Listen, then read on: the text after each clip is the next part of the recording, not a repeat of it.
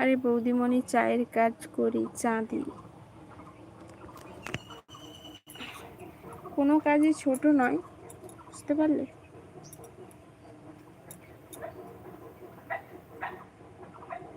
কর্ম করে তো খাচ্ছ, তাই না?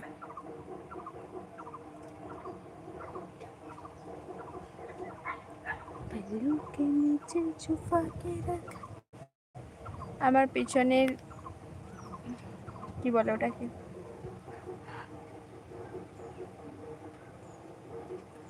পিছনের থাম্বনেলটা তোমাদের কেমন লাগছে বলো। দেখো, পুরো বনময় এলাকা, বুঝতে পারলে?